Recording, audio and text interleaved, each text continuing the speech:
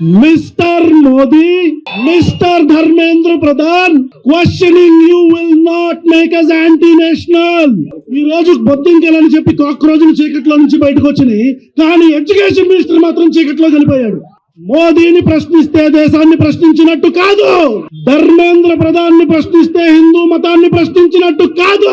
At least next time question పేపర్లు తయారు చేసేటప్పుడు వాటికి డైపర్లు వేయండి, లీక్ అవ్వని చెప్పండి. అంటే లీక్ అవుతాయి కదా, డైపర్లు వేస్తే లీక్ అవ్వవు. సో క్వశ్చన్ పేపర్స్ ఈసారి తయారు చేసేటప్పుడు ఒక్కొక్క క్వశ్చన్ పేపర్ కి ఒక్కొక్క డైపర్ వేయండి. అప్లికేషన్లకు ఎలాగూ వేలు ఫీజులు వసూలు చేస్తారు కదా, అగ్రీ.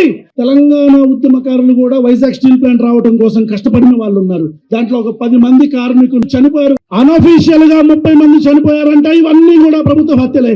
ఈ రోజు ఇక్కడికి ఇంతమంది నిరుద్యోగులు కావచ్చు, ఆస్పిరెంట్స్ కావచ్చు, నీట్ పేపర్ లీక్ అయినందుకు వచ్చిన వాళ్ళే కాదు, డిఎస్సి ఆస్పిరెంట్స్, గ్రూప్ 1 ఆస్పిరెంట్స్, ప్రతి ఒక్క బాధితులు ఈ రోజు ఇక్కడ ఉన్నారు.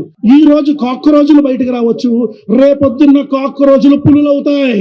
మీకు ఓట్లు వేసే రోజు ఒక్కొక్క కాక్రోజు ఒక్కొక్క చంపద అని పడుతుంది. సో ఖచ్చితంగా భారతీయ జనతా పార్టీ కావచ్చు, ధర్మేంద్ర ప్రధాన్ కావచ్చు, you are answerable. You should resign Dharmendra Pradhan.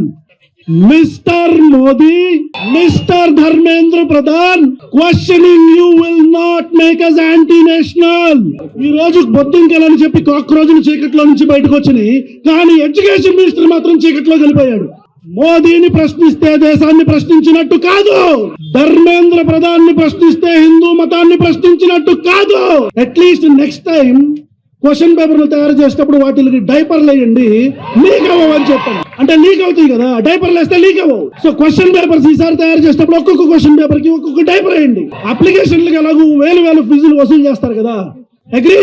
Telangana ఉద్యమకారులు కూడా వైజాగ్ స్టీల్ ప్లాంట్ రావడం కోసం కష్టపడిన వాళ్ళు ఉన్నారు. దాంట్లో ఒక 10 మంది కార్మికులు చనిపోయారు. అనఫీషియల్ గా 30 మంది చనిపోయారంట. ఇవన్నీ కూడా ప్రభుత్వ హత్యలే. ఈ రోజు ఇక్కడికి ఇంతమంది నిరుద్యోగులు కావచ్చు, ఆస్పిరెంట్స్ కావచ్చు, నీట్ పేపర్ లీక్ అయినందుకు వచ్చిన వాళ్ళే కాదు, డిఎస్సి ఆస్పిరెంట్స్, గ్రూప్ 1 ఆస్పిరెంట్స్, ప్రతి ఒక్క బాధితులు ఈ రోజు ఇక్కడ ఉన్నారు. ఈ రోజు కాక్రోజులు బయటకు రావచ్చు, రేపొద్దున్న కాక్రోజులు పులులవుతాయి.